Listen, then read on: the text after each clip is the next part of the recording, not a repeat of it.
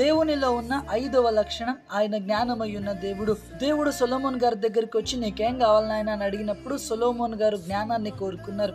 దేవుడు సొలొమోనుకి జ్ఞానాన్ని ఇచ్చారు. దేవుడు ఇచ్చిన జ్ఞానముతో సొలొమోను ఎంతటి జ్ఞానవంతుడు అయ్యారంటే అంత జ్ఞానవంతుడు అతనికి ముందు అతనికి తర్వాత లేరు అని చరిత్ర తెలియజేస్తుంది.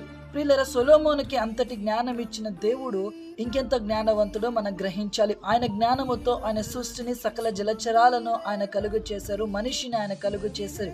మాత్రమే కాకుండా భూమిని ఆధారము లేకుండా ఆయన నిలువబెట్టారు. అంటే ఆయన ఎంతటి జ్ఞానవంతుడో మనం గ్రహించాలి.